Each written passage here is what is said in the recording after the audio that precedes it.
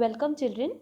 In this video, I'll be taking up certain output based questions to make you understand the working of for loop even better. So here is the first code. You can see there is a for loop, and within this for loop the range given is 50, 100 and 15. So here 50 is the starting point, 100 is the ending point and 15 is the step. So the values that will be generated are 50, 65, 80 and 95, right? So you know that range function produces a sequence, an immutable sequence containing values starting from 50 is the starting point, not including the ending point, means just before ending point and at the specified step. So here if these values are generated, then the first value assigned to I will be 50. So 50 will be printed, you can see here. After this 65 will be assigned, so 65 will be printed and line change will be there. Then 80 will be assigned, so 80 will be printed and line change will be there. And after this 95 will be assigned, then 95 will be printed. And after this what will happen? See, 100 is not included in this range because range function does not works for the upper limit. Okay, so after utilizing all the values of this produced sequence, what will happen? You will terminate from the loop. Clear? Then here children, this is the same code, but in this code we have loop else clause as well. Okay, so I want to illustrate you when does the loop else clause get executed. I have told you in the previous videos that loop else clause gets executed upon normal termination of your for loop. So as soon as you implement the for loop for all the values generated by this sequence, you jump to the loop else clause and then do the work which is there inside this loop else clause. Clear? So let us see the output of this code. So first of all, you will have this range executed and you will have the same numbers generated which were generated in the last program. So 50, 65, 80, 95, all these will be one by one assigned to the variable I and printed. So this much output is the same just like you got in the last program. But as soon as the work for 95 is completed, you were jumping out of this loop and doing nothing, right? See this code here. Here you can see when we completed the work for 95, we simply came out of the loop and did nothing and our program was over. But in this case, what will happen? After you have worked for 95, you will come to the loop else clause and do its work. So that is why you can see here that after 95, over is also printed. So this makes you clear that loop else clause gets executed when you are done with all the values of the given sequence in the for loop. Now the next question is, you can see for another for loop here which is working with range function ranging from 1 to 11. So the values that will be generated are 1 to 10. So what is happening in the body? First of all, it is checked whether it is divisible by 2 or not. If it is divisible by 2, then x plus 2 is printed along with at the rate. If it is not divisible by 2, then you will be checking whether it is divisible by 3 or not. So if it is divisible by 3, then you have to print x into 3 along with and sign, means ampersand sign. And if it is not divisible by 2 as well as 3, then you will be printing it as it is with line change. Okay, so first value will be 1. So 1 modulus 2 is not 0, then 1 modulus 3 is also not 0. So you will be printing 1 as it is, and then you can see that line change has to be done, so you came to the next line. Then 2 modulus 2 is 0, so 2 plus 2 will be 4, so 4 and at the rate, you can see here 4 at the rate, line change will not be there. Next value will be 3 modulus 3 is 0, so 3 into 3 will be 9 and okay, this much is printed. After this 4 modulus 2 is 0, so 4 plus 2 6 at the rate will be printed. Then 7 modulus 2 is not 0, 7 modulus 3 is not 0, so 7 will be, no, the next value was 5, sorry, 5, so 5 modulus 2 not 0, 5 modulus 3 is not 0, so you will come to this line, print x, so 5 got printed and you came to the next line. Clear? Then the next value will be 6. So 6 modulus 2 is 0. So you will come inside this condition and you will not be going in elif or else. So 6 modulus 2 is 0. So 6 plus 2, 8 at the rate will be printed. And after this 7 modulus 2 is not 0. 7 modulus 3 is not 0. So you will print 7 as it is and line change will be there. Then after this 8 modulus 2 is 0. So 8 plus 2, that is 10 at the rate is printed. Then 9 modulus 2 is not 0, but 9 modulus 3 is 0. So 9 into 3, 27 ampersand is printed.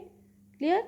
Then after this 10, then 10 modulus 2 is 0. So 10 plus 2 will be 12. 12 at the rate is printed. So this is how you are going to get the output of this code.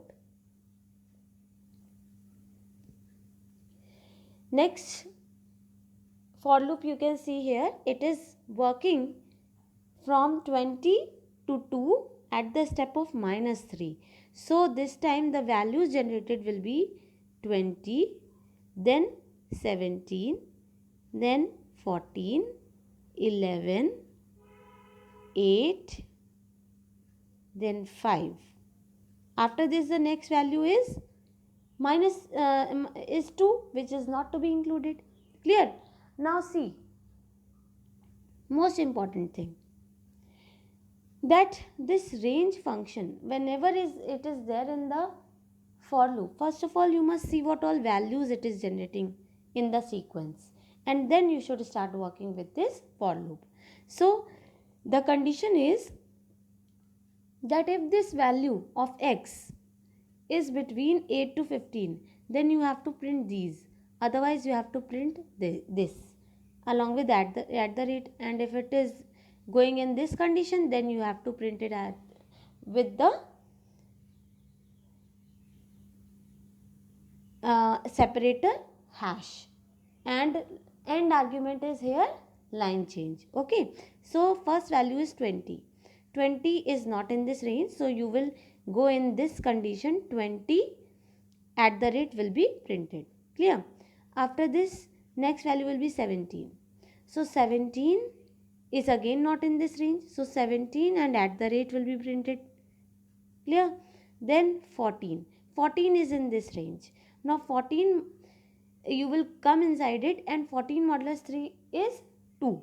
So 2 hash, separator is hash here, not end argument. So 2 hash and then x plus 1, value of x is 14. So 14 plus 1, 15. So 2 hash 15 you can see here. Clear? After this line change will be there because of the end argument whose default value is line change. Then next value will be 11. So 11 is also in this range. So 11 modulus 3 is again 2.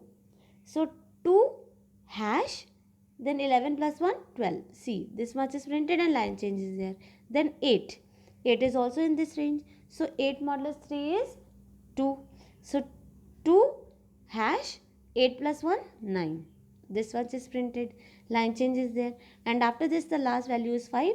So 5 is not lying in this range. So you will come to the else part. So 5 and at the rate will be printed. So this With this, the program will end. Then the next question is,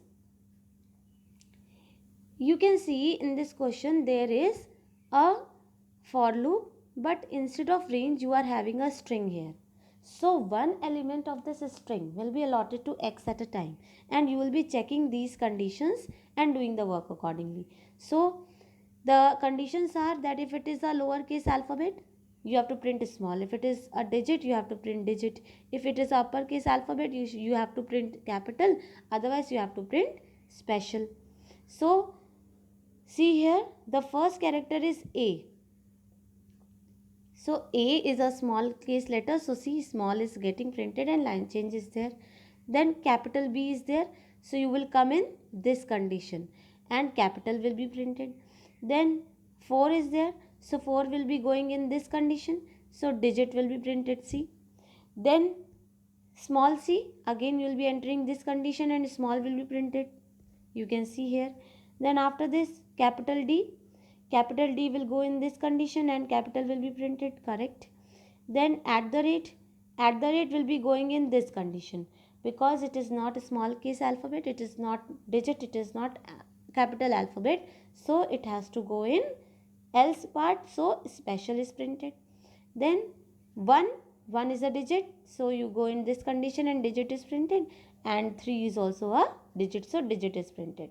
So one value from this for loop, one element of this string is getting assigned to x, and you are then examining x and printing the corresponding output.